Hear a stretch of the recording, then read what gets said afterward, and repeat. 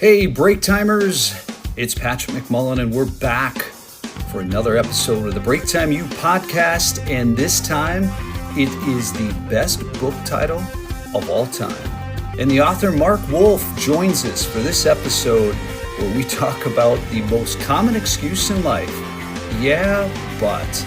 Listen in as Marc helps you break that horrible habit and end the yeah buts. So listen in and enjoy. Hey, break timers, it's Patrick, and welcome back to the Break Time U podcast. And I'm really excited today because we've got a new guest who is the author of the coolest book title of all time, Yeah But. So everybody, welcome Marc Wolfe to the Break Time U podcast. Marc, it's great to have you. Patrick, it's great to be here. I want to make sure that people have no more yeah buts. Isn't that a great mission? Have It, no more yeah buts? Never say that again? it is, and I told you when I first saw the title of this months ago, I told you this story, and you know what I'm about to say is the first thing it stuck. My kids were little, and they would have a disagreement with their parents or with me that they would say, "But Dad," and I would stop them dead in their tracks, and I'd say, "I don't know who But Dad is." And all of a sudden, I get this book, Yeah, But, and it's just it's a title that catches your eye. And before I jump into anything further, this is your world. This is what you do. So before we dig into some of the things so people to get to know who you are and we talk about the book, tell folks who's Marc Wolfe and how did you get to this intersection in that book title? I was a guy that spoke a lot. I got unsatisfactory in kindergarten. I know you don't know that, Patrick, but I had excessive talking in kindergarten. I still have the report card to prove it. So my whole life, being a guy from New Jersey with an 100% Italian mom that talks with his hands, I mean, speaking and talking was part of what I do and what I've always done. So I've evolved into a guy who's always owned his own business. Since I was 16, I've taken pictures of supermodels, had an internship with a professional sports team. I'm not going to name them because everybody that talks about sports is going to love me or hate me based on that internship I had when I was a kid. And I've taken pictures of US presidents. And, it was always about, Patrick, it was always about doing things different because I didn't want to be poor like my parents who when we were on welfare and food stamps because my parents got divorced. And I learned at a young age, I didn't want to be poor, living in an apartment when everybody else had a house. So for my whole life, I've literally owned a business as a photographer, as an Apple dealer, working with some of the largest companies in the country, and now as an executive coach and author. Crazy journey because I overcame some yeah buts. You sure did, and it really defines and gives some answers, but I'm sure there's more to your driven mindset. I met you a little over 8 years ago, and I met a lot of people at that time in my life, as you may recall. We'll go into that in one of our other podcasts, but one of the things that I was very impressed with is there's a balance of Marc. There's someone that's very patient. I can tell you ask questions and you're not looking for specific answers. You listen to what people are saying, yet you're a very driven individual. That's very clear in you do it uh, in a very professional way, yet you know where you're going from point A to point B, and your success speaks for that. But where did it all start? You chatted a little bit about it, but was there a time that all of a sudden you just said, "Hey, this isn't where I'm going to be, and this is where I'm going to go," and talk about that? Yeah, I mean, we each have an opportunity to like define who we want to become. And when I was younger, I wanted to own a car and I wanted to be able to travel and I wanted to be able to do things. And I saw other people owning businesses and thought, well, if I do that, maybe I can get there as well. And I grew up with parents that basically challenged me to learn, right? They were like, you're going to learn this on your own. You're going to go, and if you don't know a word, look it up in the dictionary. I was like, so I had to use a dictionary, Patrick. I mean, that was never fun, right? Yeah, I had to go to the Fun library. is even these days, right? Right. Yeah. I mean, I was a kid that got kicked out of school, and it's in my book. It's the only story really about me is I got kicked out of school at 9 years old. 9 years old. Why? Because I would get my work done, and then kids would come over, and the first year teacher would kick me out of class saying I was a disruption, and I would go to Mr. Santini, and he was the principal, and he would see me so often that he called my parents in to actually asked me, he said, you can't go to school here anymore. I got kicked out of public school for doing what? Getting good grades, not being one of those kids that's a smarty pants, right? Just being somebody who wanted to help people. Hey, Patrick, fast forward all those years later, guess what I'm doing professionally? Helping people.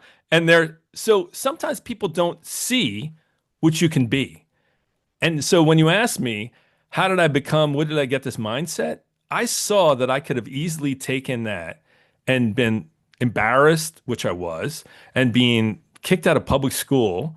People thought I did something completely different that was either illegal or immoral, which it wasn't. And that teacher, by the way, got fired the next year. So it wasn't really me. Yeah. But the point was in that is that I think some people realize earlier that they're like, well, how about if this is who I'm supposed to be? So that's why I feel like I can challenge people because I think I understand people's story when you listen to them.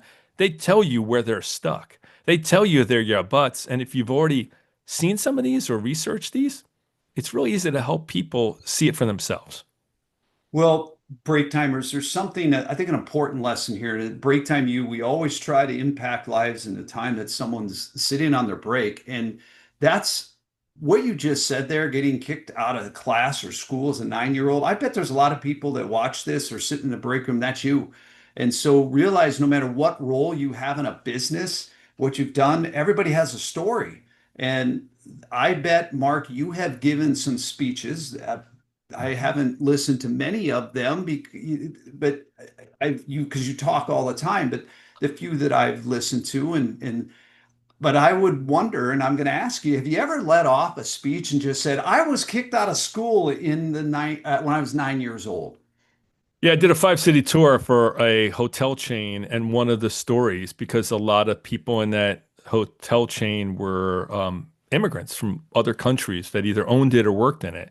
And we talked about travel and relocation and stuff, but I also told that story because it's the story about not being seen for who you really are, right? Like the school saw me as a disruption.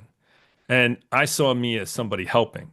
And we were both right. I was a disruption to the class because the teacher wouldn't answer the questions that I answered and wouldn't help the way I would help. But I wasn't following the rules. Sometimes there's people out there, Patrick, that don't follow all the rules, but they're not doing something that's illegal or immoral. And the reason I say that is like some people don't follow the rules and they just break all the rules and they wind up, there's consequences to choices like that. I just think that sometimes as a opportunity to improve, you need to be able to lean into it. So, yeah, but I'm not ready. When you think about it, not being ready, well, what's ready look like, right? How Yeah, about yeah. sometimes you're already doing what you're supposed to be doing and you just need to do it differently or in a different environment or with different people? Calling out people and their excuses is really what this book is about, but it's become your career. And folks, you understand, Mark doesn't just do this in writing a book. You coach Fortune 50 executives. You have worked with companies that have made global impacts. And it's pretty clear how you got comfortable with this, but expand upon that. How did you get comfortable and when did you finally, what time in your life did you realize that this was my calling? When you actually listen to people and they tell you things and you repeat it back to them and they're surprised that you knew it. That's when I did it. So starting a business early, right? So being in your 20s and having a business, you're not always respected by people that are twice your age, right? Because you're a kid, right? And this was back then. Now there's so many 20-year-olds starting businesses, it's more commonplace, but it was less commonplace, 30 years ago. And when you do that and you actually listen to people and you tell them like, hey, I hear this, this, and this, all of a sudden they're like, wow, that's what some of my consultants say. Hey, that's what some of these other people say. Well, this person must know something. So how do you become comfortable? affirmation that what you're doing, what you're saying is actually resonating with your target audience. So I would not be afraid to go to the largest businesses and have conversations. How? By talking to some of the employees. Even at the large, just having a conversation, just in passing, I would say, hey, what's going on in business? What do you wish was different? And this was as a 20-year-old, right? And they would tell me, and I'd be like, is there other people that believe what you believe about this change? They're like, oh, yeah. And we tried to talk to the boss and we tried to do this. And I was like, how about if I had a conversation? I took all the information you just told me, talked to a few other people, and I presented it to them. They're like, that would be great, right? And by going at the biggest logos with the biggest companies, but providing something, even when you're young, and I always tell people, if a 20-something-year-old just figured this out by talking to some of your employees, what do you think your competitors see? What Mhm. do you think other people see? What do you think? How about if we could just change this? And I would get hired to work with that. Now, people would say that's crazy. How do you do that? I was like, because you don't, I do. I'm not afraid to do these conversations because I've heard no before. Before I got married, I used to date and heard no. So no is okay. You just got to know what to do with no, right? And you got to know how to work with people and be able to hear what they're really trying to accomplish. Well, something you just said there, there's a brand that everybody's familiar with, FedEx. Brad Smith once a quarter would have a meeting and take his executives in and say, I want to hear about some of the challenges and things that what would our competitors do with some of our challenges? And then task in some variation, he had an exercise that his leaders had to go do different things and execute, and their bonuses were paid upon that. And I'm going to guess that that fueled a lot of their success because, I mean, FedEx is it's not, am I going to send something overnight? I'll send it FedEx, even if you're using UPS. I mean, change the world by having that mindset. That's kind of crazy when you think about that. Mhm. Yeah, it's one of the things that I think when you really lean in and you can realize that we each have this kind of superpower to be able to listen, but you have to actually take time. Now, remember, I'm a guy that talks a lot. So when you hear that, you're like, well, when does this guy listen? It's knowing what to listen for. All right, Patrick, you and I have had conversations, and there's certain things that people say with such emphasis or they repeat multiple times over conversations. It's not a learned skill as much as sometimes it's just listening and asking questions. If I don't understand, I'll be like, so Patrick, what does this look like at break time? I mean, you got people in break rooms, right? Why would they pay attention to this versus their phones? And then all of a sudden you watch creating content that they get excited about or they listen to, or all of a sudden it speaks to them, or they look up and see something that's interesting to them. You can literally be patient enough to know that that'll work at the right time for the right people, but you don't give up on it. Well, your book is called Yeah, But, and the reality is my last question, really the beginning of it was when did you get comfortable asking and doing different things to get people to realize that yeah, but you're making excuses constantly. And a phrase, you say what needs to be said, yet you also talk about listening. There's so many people that just wait to talk. They don't even they don't even listen to you. So you actually have mastered two critical things, folks, and it's why this is a life-changing book. It's something that for me, it's a lifetime book, and we're going to continue to get into it as we go along here. But the reality is there's a lot of lessons in here, and you ask the questions that nobody else wants to ask. You challenge people, and you've done that for a living now. Mhm. Expand upon that. This is what you do, and you love it. I do. And here's why. It's because I see what's on the other side of those questions, right? So when you don't ask a question accusing somebody of something, where I'm saying you're doing something wrong, but I call it professionally curious. Like I just want to know more about things, right? And you're in Arizona. I got 1,000 questions about Arizona. I was like, hey, those scorpions and stuff. I'm like, do people know about that? What's going on? Like, Last night, Mark. right, but I'm just saying, like, it's like people are surprised when they go to Arizona and see scorpions and they're everywhere and they're like, oh, don't worry. Oh, certain ones can kill you, certain ones can't. Okay, well, hold on. Why do I not know that? I want to know, and I don't want to know about everything. I want to know about things that'll affect me. So I think if you're curious and you actually are interested, when I walk up to somebody, and there was a factory I went to on a tour, and I found out how their workers were able to be cross-trained on so many things to avoid repetitive strain. So they literally changed what their job roles were based on these certain things so they wouldn't have these issues, so they could keep uptime and everything. And I had 1,000 questions about that. My daughter works at a retail chain, and I found out about why they dress the way they do and what goes on. And I wanted to find out they have a boss just for their employees, just to go and help them get what they need. And Mhm. I was like, I want to know more. So I think, Patrick, we see things all the time, but we're just so busy. I want to know why Starbucks writes my name wrong on the cups, but now finally gets it right by putting a sticker on it. So I want to know this stuff, Patrick. And I, Curiosity, it's your desire to learn. Since age 16, you started out, you just said, I'm not working, I'm not collecting a paycheck from anybody. I'm going to be a solo entrepreneur, and you've built a hell of a business. And again, culminating, we're going to, after this question, dig more into your book. But at 16, you went yeah. after it and you've had some amazing experiences. Talk about them and talk about how it led to where now you're this being an executive coach and changing people's lives is what you do. Well, I wanted a car, right? I wanted a car and I bought a 72 Charger and I bought a 78 Camaro, right? They were not in the best shape. And, I now people are like, man, you had a Camaro. I was like, well, it was a lot closer to 78 back when I bought it. Okay. It wasn't 2025. And, you had to do something to be able to get there, like be a dishwasher at IHOP. Right. So I've had that. My mom worked at diners and she worked in food service. Right. So I came from humble beginnings. So I understand what hard work looks like. But here's why I want to work with executives and leaders because there's people that work for them.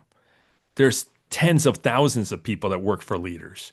If I talk to the leader and have this conversation, and I talk to the team and hear what they need, I've actually brought together organizations because of that. Because there's a gap between what people want, what people do, and what people need. And if you can hear that and actually be the one in between that, that's an external, right? I am not here for the company. I'm here for the people.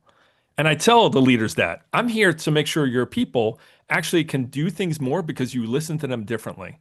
And if I can do that for you and ask the stupid questions you would never ask, then I can help organizations. And I've done that in 9 different industries, Patrick. And I've done that not just through now it'll be the book, but it's also listening, but it's also helping people improve the way they show up at work, the way their attitude is, the way the culture works, sometimes mindsets. Also, even improving just the way they have meetings to make it more efficient. And when people hear that, they're like, hold on. What do you mean meetings? I was like, yeah, I have an acronym. It's called BUMPed, best use of my prioritized time. I was like, there's meetings you shouldn't be at. They're like, I wouldn't have to go to all these meetings. I was like, once I talk to your boss and tell you that you being there doesn't actually help and your boss not being there doesn't help. So they're like, wow, can we do that? Yes, we can. And I've done that in so many different organizations. It's fun, Patrick. Once you get this, people love this and they can't get enough. Well, and here's rally. So let's dig into this a little bit because I have a saying. I think people in achieving greatness in their life are only 3 to 4 minutes every single day that separates them from being where they are to being extraordinary. It's because you're faced with decisions every day that in 2 to 3 seconds or 10 seconds, you decide to take a path that you don't get there. And the reality is this book captures, I think, better than anything I've seen in a long time where those intersections are and the excuses that people have so that they don't get to where they want to go. And why do you think, first of all, beyond just, hey, it's the wrong time, or I think maybe somebody's already done this before, why do you think that so many people don't choose the hard way and use, yeah, but I'll do it tomorrow, or I'm just not prepared? You said it. It's the hard way. And we have, as humans, have this desire to not change, wish things stay the same. You know, many people say, man, I wish it would be the way it was before COVID, or I wish it would be the way it was when I grew up, or I wish it, I was like, okay, well, it's not. You can wish that, but here's what reality is now. What are you going to do with what you have? And I think also, and I know, because I've seen this, because people don't want change, they're scared, concerned, worried that change is going to be bad, right? Imagine, Patrick, if we never moved. And I have friends that have never moved from where they grew up, right? And I paid a lot in taxes in New Jersey, a Yes, lot in taxes in New and Jersey. Tennessee is a much different state than that. So I have no hate on New Jersey, but I knew for me, and for my wife, it was better to be closer to family, which is not in Tennessee, but isn't in New Jersey either. And by moving, but that's a risk. So we could have stayed there, but I've made friends, I've had opportunities because I took that risk. And I think a lot of people don't see that. They're like all the things that could potentially be negative. And I talk about this in the book.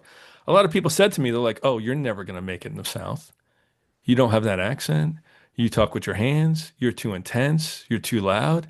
And the cool thing is that when you're with people, and I have some of the best friends I have here in Tennessee that are from Tennessee, it's that when you are you and they like that you're different, and you can actually have better friends being in some place where you're not from there.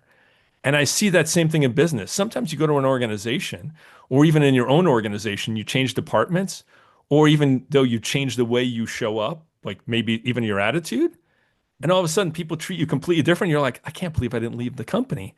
But because of the what I changed and I got over this yeah, but, and I wasn't so negative and I wasn't complaining about all the things that are wrong, but I started to change the things that I could, actually people acted differently to me. Crazy, but true. It is, folks, and because as someone that's a transplant from Minnesota, a lot all I hear is me, and that's why again, this isn't a butt kissing tour for Patrick or Marc Wolfe. I truly believe, and I open this up to your yeah but quick finder here, and you start going down these lists here, folks. I'm not ready. Okay, how many of you watching this? Yeah, but I want to do that, but I'm not ready. Yeah, I want to, but somebody already did it. Yeah, I don't have time. I don't know where to start. I don't what to do next. What's the plan? Folks, this is a blueprint for your company. And we're going to put a QR code up on the screen right now. If you're, I don't care who you are, whether you're an executive running your business or an individual who wants to get to the next level, scan this QR code to get introduced to Marc and connect with him. And no matter what your challenge is, and I bet that he can coach you to where you want to go and actually change your business. This is the most simple blueprint to impact your company that you're going to find. And it's why I'm so excited to have you on this because our mission is to change people's lives and the time that they spend on their breaks so that when they go back to work, they go back work and kick some serious butt, no pun intended. But the reality is, Marc, is you this is your living. This is what you look at. And I bet you've had some amazing responses to different things. Some that just horrified you, the answer to some hilarious. So let's start with the one that's the horrifying one. Give us an example of any of those categories. Yeah. I mean, I can't name names because of confidentiality, but I know this is a company that either you've used their products or you've seen them. But there was a leader who was kind of a humble leader, and it was interesting that they were working and they worked at the company for a while and they were moving through and they got promoted to a much higher level part of the organization. And their yeah, but was, yeah, but I'm not qualified. And they were the only ones that thought that. The boss, the team, their peers all thought this person was a rock star. They thought this person does a great job. But in their mind, it was, yeah, but they had imposter syndrome, which is when they believe, and we talk about this in the book, that there's one thing you're going to find out about me that I'm not really totally qualified, so I can't really do this job. And it's not that they were doing anything wrong. It was more that they thought they were going to be found out for what they didn't have in this skill. And most of the time, it's in people's heads. So coaching a person through that and recognizing that they were chosen for a reason, that there is a progress, that this was on the path, and getting them and walking through that with them actually helped their career going forward. They actually overcame a lot of this just because of having these conversations. That doesn't just happen at the leadership level. Sometimes it happens at the manager level. Sometimes when all of a sudden you're going to be in charge of people you used to work with, it's really uncomfortable. There's a yeah buts. And getting through them and over them actually helps you on the trajectory of your career. Incredible lesson. And I think a lot of it comes down to is people have to be honest with themselves and look themselves in the mirror. And that yeah, but starts with, yeah, but I'm not who that. No, you got to, something you talked about a little bit about earlier is listening. If you hear it enough times, it's true. Hmm. And so I really, I can't stress enough to folks is learn that lesson. So then I'm going to hit you with the one that we talked about when we were prepping for this. It's funny. Okay. And I'm actually going to answer because I got to, it is funny. When I was prepping for this and I was thinking, okay, what would, if Mark asked me this, what would be my funny one? Well, I do one of the better ones I had entered a 5K fundraiser race when my kids were in college, and it's well known that where my two middle daughters went to college, I think that their gymnastics team parents that I was a part of, we had more fun at college than they did. And we were out at Oktoberfest, the parent group, and it was 12:30. I got the text from my kids, "You are running at 7 a.m." Yeah, I am. But so yes, I did. I did happen to win the 40 to 50-year-old age division, and I was trash talking at the end and having a little fun with it because I said, "Yeah, I won, but I'm still impaired, so I don't know how you guys beat the drunk guys." So that's kind of my funny one, Mark, which is I have to admit, I don't know if it's applicable for HR friendly podcast, but or even fits into the yeah, but mold that Mark preaches. But I bet you've heard some funny ones yourself. Tell us one or two. Yeah, I have. I mean, there's people that I work with, and what seems funny later is after they recognize how funny it was that they said it. So I had this executive, he was a leader, and all of a sudden it was something that he was going to be transferred to a new location. So it was actually going to be a different state, had to move, do other things, and was really uncomfortable, was afraid about the job, didn't really want it, didn't think they were qualified, didn't think that it was the right timing, had all these yeah buts, a whole list of them. And he wanted to take some time to go and think about it. And because he said he was risk averse, didn't want to, all these unknowns of being able to do this. And he goes away and he tells me he goes to Glacier National Park. I'm like, okay. So I ask him when he comes back, I was like, how was the trip? He's like, oh, wow, there was a lot going on. We saw grizzly bears. We lost cell phone service. I think we got lost a few times. And I said, hold on. You just told me you didn't want to take this new role and move, but you travel all the time. Oh, yeah, yeah. And you love to go to national parks. Oh, yeah, of course. And you saw grizzly bears. How close? He's like, well, it was like, I mean, well, we didn't run to just, I was like, oh, okay, so that's good. So aren't those risky? He's like, well, not for me. I was like, but this stuff in your job, that's risky? He's like, oh, I see what you're saying here. We pick our risk. And to some other people, they thought camping out with grizzly bears and no cell service and getting lost would be the craziest thing. You'd wind up on the news. For him, he just thought that's what you do, but work was scary. But once he saw that in context, that he takes risks and does things and is willing to travel and doesn't even know the language sometimes when he goes places, he's like, that's not a risk. That's fun. But when he saw in the context of work, he's like, maybe I do like risks and maybe it would be fun. And I was like, you're welcome. And the amazing thing is through all that is he was learning and never even knew it, did he? And I think that that's what's so valuable, folks, of what Mark teaches is this book, the titles, it seems so simple, yet it's so obvious, yet when you just go through is why I call it a book for a lifetime, that you can keep going back to this book. And it's not, folks, just a book to read, it's a workbook as well. He's It's a nice hardcover book that there's areas in there where he's got prompts, the butt busters, asks you the tough questions, and as I say, I think it's a book for a lifetime, Mark. And did you set out with that mindset that this would sit next to Patrick and I can see myself wearing these pages out and saying, hey, I got to order another copy? So I did yes and no. So here's the thing. I knew that I wanted to write it so people didn't have to read all 202 pages. So I knew I wrote it because I was thinking about me and I was like, oh, I don't want to take the time to read that whole book, especially if something doesn't apply. Like if the yeah, but not where I'm from isn't your issue, why would you want to read that? So I wrote it so each chapter could be read in its entirety. So you just read one chapter and it's a complete thought. So you take 7 minutes and you read your yeah, but. But the butt buster, I got to give credit to my bride. So my wife said, "Hey, we should have." I already thought about butt busters, but she's like, "I want lines in there," and I was like, "Honey, people don't." She's like, "Put lines in there. I think it's going to be a great idea." And as soon as I did that and I tested it with other people, they were like, "These lines are great." And she looks at me and she goes, "Mm-hmm. People like to write things down and people be able to put." And I was like, didn't see that coming. So it is her idea with the lines. Mine was the butt busters and the questions.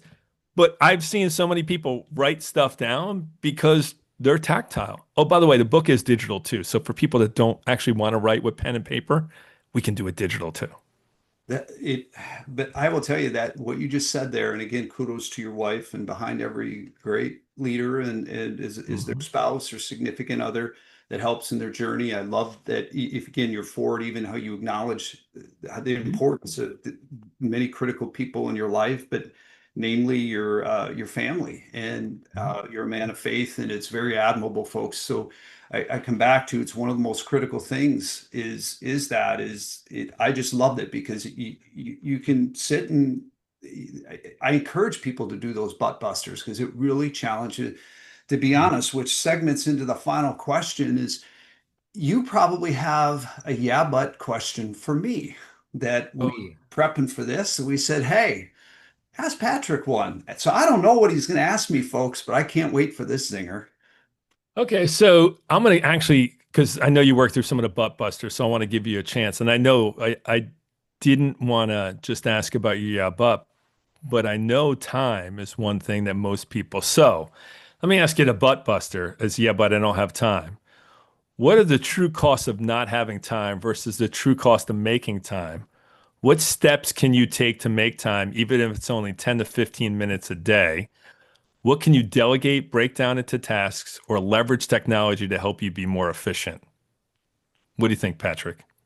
That is a great question. And it's actually an intersection that I'm at. And it's something that you touched on, Mark, that we are so glued to this infamous little device, the smartphone that you talked about. And I remember when they first came out and these cool apps. And this is back when Step Brothers had just been out for a little while. And I had this app that played all the lines from Step Brothers and it was hilarious. And I thought, this is the greatest thing ever.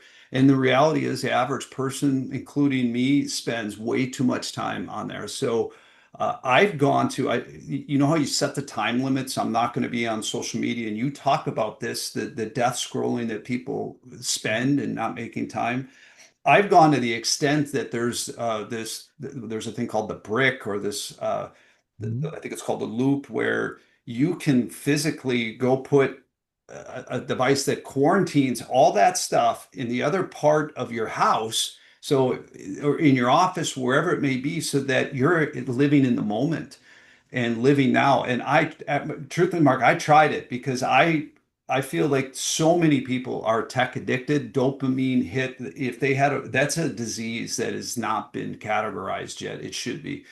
So, where do I go back and recapture time? Where do I go back? Because when I can spend my time and I'm in the zone, I can knock out more than most people can in 8 hours, and they do all week. So I did it. I bought, and it was a Facebook buy. It's one of those things. How many have bought stuff? Again, break timers. How many have bought stuff that's been a total waste and a fad, and like grounding sheets, stuff doesn't work. Mm. That has. I will be.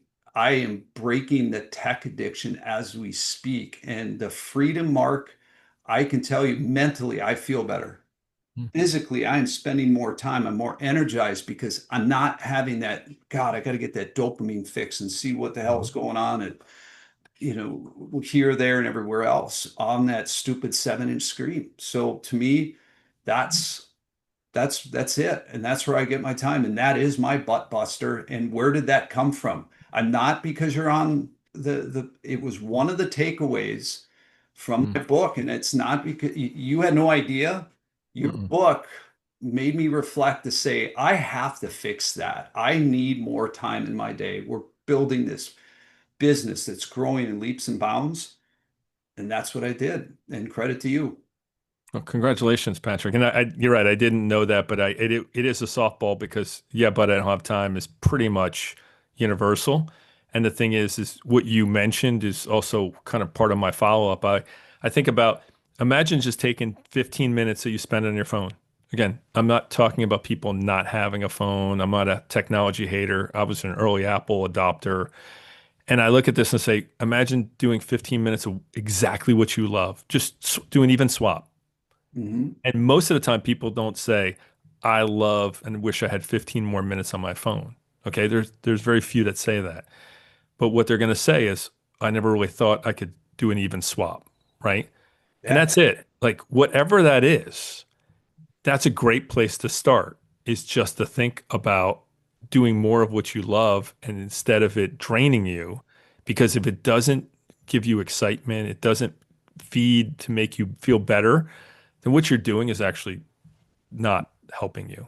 Right. And Yeah. I just want to swap that. So it's great to hear that. I think Mackenzie can actually add that to what she does and talks about, hey, here's a time swap, right? I mean, there's so many suggestions to do about time swaps that can help with diets, that can help with work, that can help with, hey, all I want you to do is look up at the screen and at break time, just 1 or 2 minutes. Just look up and let's see if we can actually engage with you, that you look up from your phone at the right time and see that there's something that can help you that's not on your phone. Exactly, exactly. Well, that leads to, folks, the last segment. And Mark is new to the Break Time U podcast, so I'll quickly introduce it. You've watched him, but I do what's called the Break Time Minute, where I, at the end, talk about what's the biggest thing I took out of the last 35, 40 minutes that we've been chatting. Mark, you do the same to wrap up the episode. So for me, I'm going to go back to something you said about your work and how you work with businesses. And I really think it's how you work with people in life. This book, Mark has quickly discovered, is helping people on a wellness journey Mhm. beyond just the fact that Mark helps Fortune 50 companies and helps leaders across the globe become better. But Mark talked about something as want, do, and need. And I really hits home is that's what your people, when you think about it, or even just yourself in life, what do I want? Mm. What do I do? What do I need? And as we just talked about, even with my getting rid of my tech addiction, what am I able to do? And what is things that I need to do now? And maybe that isn't the perfect example, but I can tell you it also, that term, and I read it in the book, is debunked, is best use of my prioritized time. And it's a key thing, priorities. What is the best use of my time? And it comes back to that want, do, and need. And Mark, that one sticks out with me. That's my break time minute. What is yours? I think you and I are very similar. We really care about people enough that we want them to hear and just lift their heads up enough to look and see, wow, this is a life that could be improved, right? I mean, there's a way to do things where we're both trying to provide information and doing this in different formats, right? When you asked me to come on and be able to do this at the first, I was like, okay, tell me more about this. And now knowing that it's about reach, it's about having conversations, it's about people that are unexpected. I would not think that I'm going to help people lose 40 pounds through Yeah But and through Mackenzie. But that's the thing with Yeah Buts are all about. And that's what we continue to talk about, Patrick, is what's possible. what can do beyond what you think you can do, and who else needs to be involved, because it's a, yeah, but I need help. It's not going at it alone. So that's what my takeaway is that it's a collaborative effort. It's about listening, and it's about removing excuses and hashtag no more yeah buts. That's what this is all about. So I love this. Mark, thanks for being on the Break Time U podcast. Tell folks where they can get the Yeah But book and how they can reach you.